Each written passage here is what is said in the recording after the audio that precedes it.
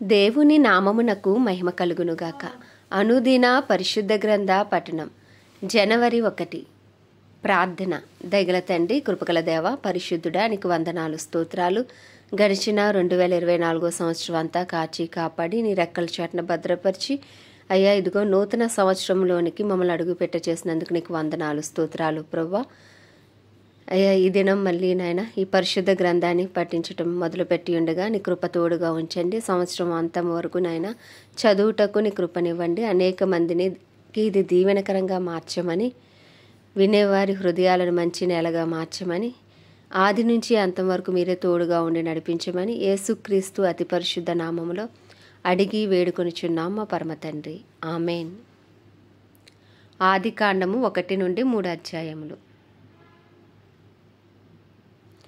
1వ అధ్యాయము.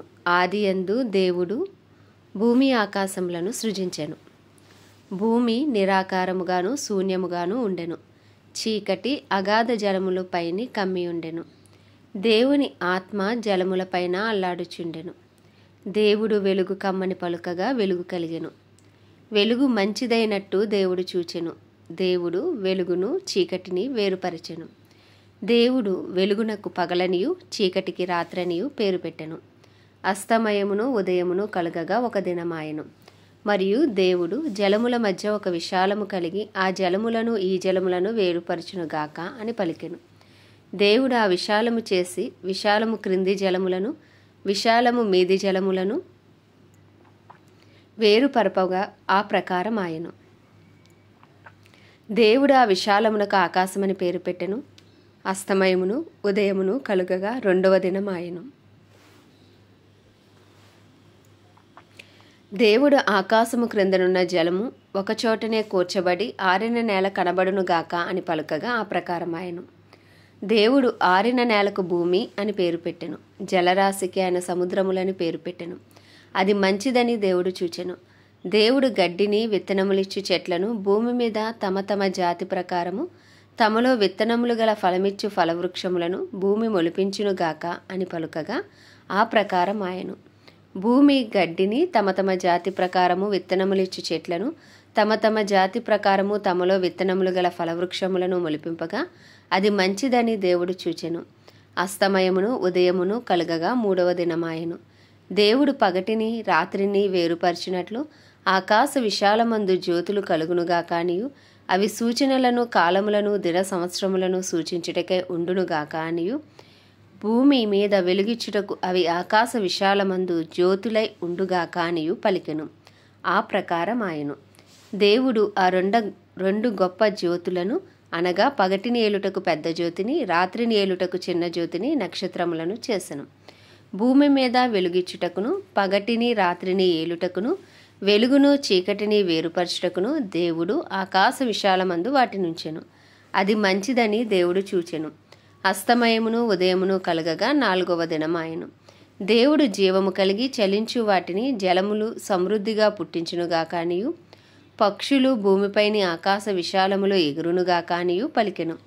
దేవుడు జలములలో వాటి వాటి జాతి ప్రకారము జలములు సమృద్ధిగా పుట్టించిన మహామత్స్యములను జీవము కలిగి చలించు వాటన్నిటినీ దాని దాని జాతి ప్రకారము రెక్కలగల ప్రతి పక్షిని సృజించెను.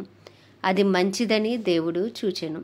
దేవుడు మీరు ఫలించి అభివృద్ధి పొంది సముద్ర జలములలో నిండి ఉండిననియు పక్షులు భూమి మీద విస్తరించునుగా కానియు వాటిని ఆశీర్వదించెను. అస్తమయమును ఉదయమును కలగగా 5వ దినం ఆయను. దేవుడు వాటి వాటి జాతి ప్రకారము జీవము గల వాటిని అనగా వాటి వాటి జాతి ప్రకారము పశువులను పురుగులను అడవి జంతువులను భూమి పుట్టించునుగాక అని పలికెను. ఆ ప్రకారం ఆయను. దేవుడు ఆయా జాతుల ప్రకారము అడవి జంతువులను ఆయా జాతుల ప్రకారము పశువులను ఆయా జాతుల ప్రకారము నేలను ప్రాకు ప్రతి పురుగును చేసెను. అది మంచిదని దేవుడు చూచెను. దేవుడు మన స్వరూపమందు మన పోలిక చొప్పున నరులను చేయుదుము. వారు సముద్రపు చేపలను ఆకాశ పక్షులను పశువులను సమస్త భూమిని భూమి మీద ప్రాకు ప్రతి జంతువును ఏలుదురుగాక అనియు పలికెను. దేవుడు తన స్వరూపమందు నరుని సృజించెను. దేవుని స్వరూపమందు వారిని సృజించెను. స్త్రీనిగాను పురుషునిగాను వారిని సృజించెను. దేవుడు వారిని ఆశీర్వదించెను. ఎట్లనగా మీరు ఫలించి అభివృద్ధి పొంది విస్తరించి భూమిని నిండించి దానిని లోపర్చుకొనుడి. సముద్రపు చేపలను ఆకాశ పక్షులను భూమి మీద ప్రాకు ప్రతి జీవిని ఏలుడని దేవుడు వారితో చెప్పెను. దేవుడు ఇదిగో భూమి మీదనున్న విత్తనములిచ్చు ప్రతి చెట్టును విత్తనములిచ్చు వృక్ష ఫలము గల ప్రతి వృక్షమును మీకు ఇచ్చియున్నాను. అవి మీకు ఆహారమగును. భూమి మీద నుండి జంతువులన్నిటికీ ఆకాశ పక్షులన్నిటికీ భూమి మీద ప్రాకు సమస్త జీవులకును పచ్చని చెట్లన్నీయు ఆహారమగునని పలికెను. ఆ ప్రకారం ఆయను. దేవుడు తాను చేసినది యావత్తును చూచినప్పుడు అది చాలా మంచిదిగా ఉండెను. అస్తమయమును ఉదయమును కలుగగా 6వ దినం ఆయను. 2వ అధ్యాయము. ఆకాశమును భూమియు వాటిలో ఉన్న సమస్త సమూహమును సంపూర్తి చేయబడెను. దేవుడు తాను చేసిన తన పని 7వ దినములోగా సంపూర్తి చేసి తాను చేసిన తన పని అంతటి నుండి 7వ దినమున విశ్రమించెను. కాబట్టి దేవుడు ఆ 7వ దినమును ఆశీర్వదించి పరిశుద్ధపరిచెను. ఏలయనగా దానిలో దేవుడు తాను చేసినట్టు సృజించినట్టు తన పని అంతటి నుండి విశ్రమించెను. దేవుడైన యెహోవా భూమిని ఆకాశమును చేసిన దినమందు భూమి ఆకాశములు సృజింపబడినప్పుడు వాటి ఉత్పత్తి క్రమము ఇదే. అది వరకు పొలమందలి ఏ పొదయు భూమి మీద ఉండలేదు, పొలమందలి ఏ చెట్టును మొలవలేదు. ఏలయనగా దేవుడైన యెహోవా భూమి మీద వాన కురిపించలేదు, నేలను సేద్యపరుచుటకు నరుడు లేడు. అయితే ఆవిరి భూమి నుండి లేచి నేల అంతటినీ తడిపెను. దేవుడైన యెహోవా నేల మంటితో నరుని నిర్మించి వాని నాసికారంధ్రములలో జీవవాయువును ఊదగా నరుడు జీవాత్మ ఆయను. దేవుడైన యెహోవా తూర్పున ఏదెనులో ఒక తోట వేసి తాను నిర్మించిన నరుని దానిలో ఉంచెను. మరియు దేవుడైన యెహోవా చూపునకు రమ్యమైనదియు ఆహారమునకు మంచిదియునైన ప్రతి వృక్షమును ఆ తోటల మధ్యను జీవవృక్షమును మంచి చెడ్డల తెలివినిచ్చు వృక్షమును నేల నుండి మొలిపించెను.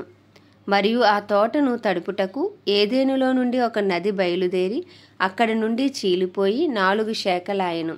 మొదటి దాని పేరు పీషోను. అది హవీలా దేశమంతటి చుట్టూ పారుచున్నది. అక్కడ బంగారమున్నది. ఆ దేశపు బంగారము శ్రేష్టమైనది.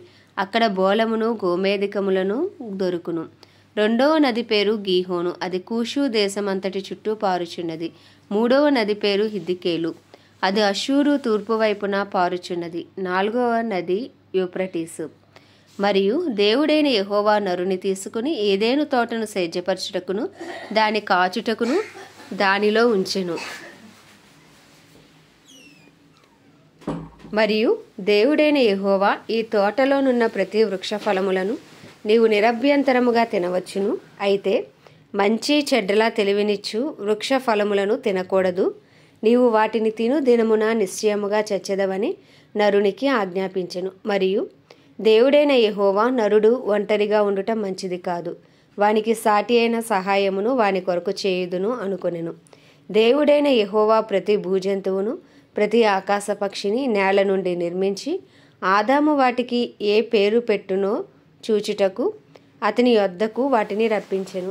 జీవము గల ప్రతిదానికి ఆదాము ఏ పేరు పెట్టెనో ఆ పేరు దానికి కలిగెను. అప్పుడు ఆదాము సమస్త పశువులకును ఆకాశ పక్షులకును సమస్త భూజంతువులకును పేరులు పెట్టెను. అయినను ఆదామునకు సాటి అయిన సహాయం అతనికి లేకపోయెను. అప్పుడు దేవుడైన యెహోవా ఆదామునకు గాఢ నిద్ర కలుగజేసి అతడు నిద్రించినప్పుడు అతని ప్రక్కటెముకలలో ఒక దానిని తీసి ఆ చోటును మాంసముతో పూడ్చివేసెను. తరువాత దేవుడైన యెహోవా తాను ఆదాము నుండి తీసిన ప్రక్కటెముకను స్త్రీనిగా నిర్మించి ఆమెను ఆదామునొద్దకు తీసుకుని వచ్చెను. అప్పుడు ఆదాము ఇట్లనెను, నా ఎముకలలో ఒక ఎముక, నా మాంసములో మాంసము. ఇది నరునిలో నుండి తీయబడెను గనుక నారి అనబడును. కాబట్టి పురుషుడు తన తండ్రిని తన తల్లిని విడిచి తన భార్యను హత్తుకొనును, వారు ఏక శరీరమై ఉందురు. అప్పుడు ఆదామును అతని భార్యయు వారిద్దరూ దిగంబరులుగా ఉండిరి, అయితే వారు సిగ్గు ఎరుగక ఉండిరి. ఆదికాండము 3వ అధ్యాయము. దేవుడైన యెహోవా చేసిన సమస్త భూజంతువులలో సర్పము యుక్తిగలదై ఉండెను. అది ఆ స్త్రీతో, ఇది నిజమా? ఈ తోట చెట్లలో దేని ఫలములనైనను మీరు తినకూడదని దేవుడు చెప్పెనా అని అడిగెను. అందుకు స్త్రీ, ఈ తోట చెట్ల ఫలములను మేము తినవచ్చును. అయితే తోట మధ్య ఉన్న చెట్టు ఫలములను గూర్చి దేవుడు, మీరు చావకుండునట్లు వాటిని తినకూడదనియు వాటిని ముట్టకూడదనియు చెప్పెనని సర్పముతో అనెను. అందుకు సర్పము, మీరు చావనే చావరు, ఏలయనగా మీరు వాటిని తిను దినమున మీ కన్నులు తెరవబడుననియు మీరు మంచి చెడ్డలను ఎరిగిన వారై దేవతల వలె ఉందురనియు దేవునికి తెలియనని స్త్రీతో చెప్పగా, స్త్రీ ఆ వృక్షము ఆహారమునకు మంచిదియు కన్నులకు అందమైనదియు వివేకమిచ్చు రమ్యమైనదియునై ఉండుట చూచినప్పుడు ఆమె దాని ఫలములలో కొన్ని తీసుకుని తిని తనతో పాటు తన భర్తకును ఇచ్చెను. అతడు కూడా తినెను. అప్పుడు వారిద్దరి కన్నులు తెరవబడెను. వారు తాము దిగంబరులమని తెలుసుకొని అంజూరపు ఆకులు కుట్టి తమకు కచ్చడములను చేసుకొనిరి. చల్లపూటను ఆదామును అతని భార్యయు తోటలో సంచరించుచున్న దేవుడైన యెహోవా స్వరమును విని దేవుడైన యెహోవా ఎదుటికి రాకుండా తోట చెట్ల మధ్యను దాగుకొనగా దేవుడైన యెహోవా ఆదామును పిలిచి, నీవు ఎక్కడ ఉన్నావనెను. అందుకతడు, నేను తోటలో నీ స్వరము వినినప్పుడు దిగంబరినిగా ఉంటిని గనుక భయపడి దాగుకొంటినెను. అందుకైన నీవు దిగంబరివని నీకు తెలిపిన వాడెవడు? నీవు తినకూడదని నేను నీకు ఆజ్ఞాపించిన వృక్షఫలములు తింటివా అని అడిగాను. అందుకు ఆదాము, నాతో ఉండుటకు నీవు నాకిచ్చిన ఈ స్త్రీయే ఆ వృక్షఫలములు కొన్ని నాకు ఇయ్యగా నేను తింటినెను. అప్పుడు దేవుడైన యెహోవా స్త్రీతో, నీవు చేసినది ఏమిటని అడగగా, స్త్రీ, సర్పము నన్ను మోసపుచ్చినందున తింటినెను. అందుకు దేవుడైన యెహోవా సర్పముతో, నీవు దీన్ని చేసినందున పశువులన్నిటిలోనూ భూజంతువులన్నిటిలోనూ నీవు శపించబడిన దానివై నీ కడుపుతో ప్రాకుచు నీవు బ్రతుకు దినములన్నీ మన్ను తిందువు. మరియు నీకును స్త్రీకిని నీ సంతానమునకును ఆమె సంతానమునకును వైరము కలగజేసెదను. అది నిన్ను తల మీద కొట్టును, నీవు దానిని మడిమ మీద కొట్టుదువని చెప్పెను.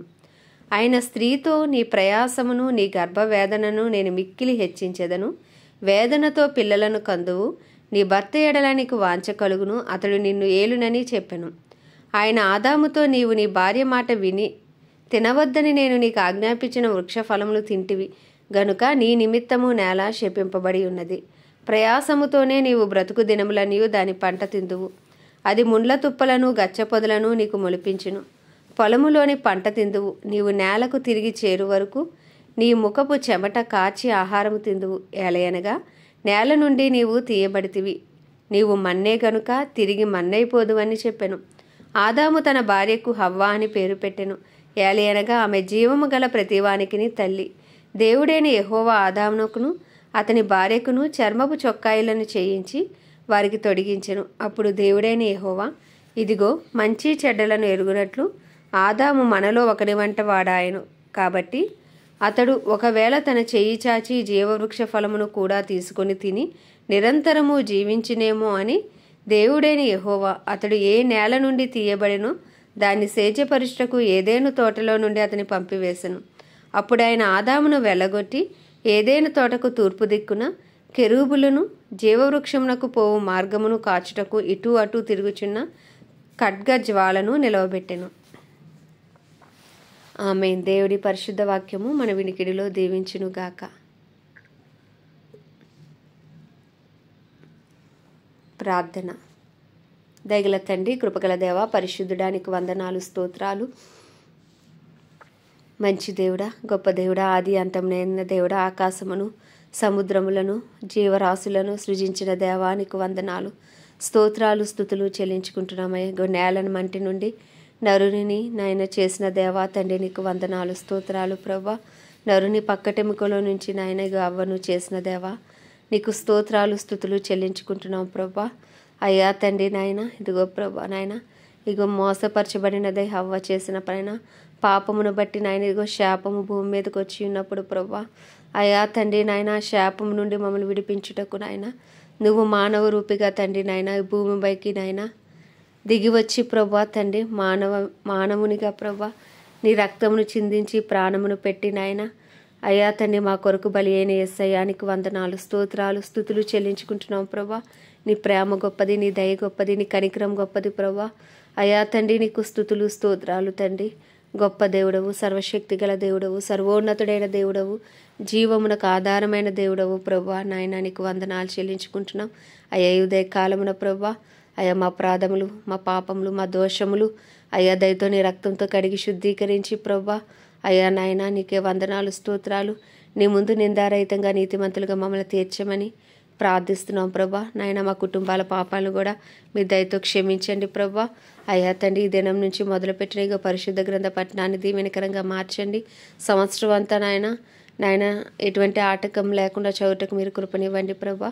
అనేక మంది ప్రభా నాయన ఇగో ప్రతి దినము వాక్యము వినుటకు కృపను దయచేయండి ప్రభా. అయ్యా తండ్రి నీకే స్తుతులు స్తోత్రాలు ప్రభా. అయ్యా చదవలేని వారికి ఇది ప్రభా. అయ్యా తండ్రి నాయన ఒక దీవెనకరంగా ఉండునట్లు దీనిని నాయన మీరే మార్చమని ప్రార్థిస్తున్నాం. నాయన ఈ ఛానల్ని హస్తాలకు అప్పచెప్పుకుంటున్నాను ప్రభా. నీకే వందనాలు స్తోత్రాలు ప్రభా. అయ్యా మా బంధువులు, మా స్నేహితులు, మా కుటుంబాలు, మా ఇరుగు పొరుగు, మా పట్టణాల్లో ప్రభు ఇంకెవరికి రక్షణ లేదు, అందరికీ రక్షణ దయచేయండి. విడుదల లేని వారికి విడుదల దయచేయండి. అయ్యా నీకే స్తుతులు స్తోత్రాలు చెల్లించుకుంటున్నాం. క్రైస్తవులందరినీ రూపాంతరపరిచి నీ రూపులోకి మార్చి వాడుకోండి. నీ చిత్తము చేయుటకు నాయన బలపరచండి. నీకు ఇష్టలుగా జీవించే భాగ్యము దయచేయండి. డినామినేషన్స్ భేదములు తొలగించండి ప్రభా. అయ్యా దైవజనులందరినీ బలపరచండి. ధైర్యంతో వాక్యమును బోధించడానికి కావాల్సిన వాక్శక్తిని అనుగ్రహించండి. అయ్యా నీకే స్తుతులు స్తోత్రాలు చెల్లించుకుంటున్నాం. అయ్యా తండ్రి వారి రాకపోకలని కాపుదల, వారి కుటుంబాలకు నీ రక్త ప్రోక్షణ కింద భద్రత దయచేయమని వేడుకుంటున్నాం ప్రభా. అయ్యా తండ్రి నాయన నీకే వందనాలు. గొప్ప దేవుడా నాయన ఇగో మరి యొక్క సంవత్సరంలో అడుగు పెట్టించినందుకు నీకు వందనాలయ్యా. ఈ సంవత్సరం అంతా నీ కృప తోడుగా ఉంచండి. కడవరి వర్షమే మీరు దిగిరండి. కడవరి ఉజ్జీవాన్ని రగిలించండి ప్రభా. అయ్యి ఇంకనూ సువార్త అందని వారికి సువార్త అందడానికి నీ కృపను అనుగ్రహించండి. అనేక మందిని నాయన నూతన సంవత్సరంలో పురిగోలు పండయ్యా. అనేక మంది సేవకులు లేపబడాలిలయ్యా. సువార్థికులు లేపబడాలి. అపోస్తలులు, ప్రవక్తలు, అయ్యా తండ్రి ఉపదేశకులు నాయన కాపరులు లేపబడాలి. నీ కృప విస్తరించాలి. నీ సన్నిధి కాంతి ప్రకాశించాలి ప్రభా. అయ్యా నీకు వందనాలు స్తోత్రాలు స్తుతులు చెల్లించుకుంటున్నాము. అందరికీ అంతటా గొప్ప రక్షణ కలిగే కృపను మీరు దయచేయండి. సమస్త దేశాలను మీ హస్తాలకు అప్పచెప్పుకుంటున్నామయ్యా. ఈ దినం ప్రత్యేకించి భారతదేశంపై నీ కృప కలుగునుగాక. అధిక జనాభా కలిగిన భారతదేశాన్ని నీవు దర్శించునైనా ఏ ఒక్క ఆత్మ నశించిపోకుండా కృప చూపు ప్రభా. అయ్యా తండ్రిగో నశించిన దానిని వెతికి రక్షించుటకు వచ్చానన్నావు తండ్రి. అయ్యగో నశించిపోతున్న ఆత్మలను రక్షించండి. అందరూ అంతటా రక్షించబడి ఉండాలని నిశ్చయించి ఉండగా అయ్యా తండ్రి నీ చిత్తం పరలోకంలో జరుగుచున్నట్లు భూమి అందును జరుగునుగాక. అయ్యా తండ్రి నాయన నీ రాజ్యము వచ్చునుగాక అని ప్రార్థిస్తున్నాం. అయ్యా తండ్రి నాయన మా ఎలా అపరాధం చేసినాం అని మేము క్షమించిన ప్రకారం మా అపరాధములు క్షమించండి అయ్యా. శోధనలోకి తేవద్దు ప్రభా. మా అనుదిన ఆహారం మాకు దయచేయండి అయ్యా. ప్రతి కీడు నుండి మమ్మల్ని తప్పించండి ప్రభా. అయ్యా నీకే వందనాలు స్తోత్రాలు స్తుతులు చెల్లించుకుంటున్నాం. ప్రపంచ దేశాలన్నింటినీ వాటిని పరిపాలిస్తున్న రాజులను, వారి కింద పనిచేసిన అధికారులకు నీ కృపనివ్వండి. నీతి న్యాయంతో పరిపాలించడానికి కావాల్సిన జ్ఞానము దయచేయండి. మీరే తోడుగా ఉండి సమస్తమును నడిపించమని, నీ కాపుదల భద్రత అందరికీ మీరే దయచేయమని, అయ్యా నీ చిత్తానుసారంగా అయ్యా నాయన మమ్మల్ని నడిపించమని ఈ ఉదయకాలమున నాయన చేసిన చిన్న ప్రార్థన మనవి నీ పాద సన్నిధికి చేర్చుకోమని యేసు క్రీస్తు అతి పరిశుద్ధ నామంలో అడిగి వేడుకొనిచున్నాం మా పరమ తండ్రి. ఆమేన్. యేసు రక్తమే జయం, యేసు వాక్యమే విజయం, యేసు నామములో సంపూర్ణ విజయము కలుగునుగాక. ఆమేన్, ఆమేన్, ఆమేన్. అందరికీ హ్యాపీ న్యూ ఇయర్ అండి.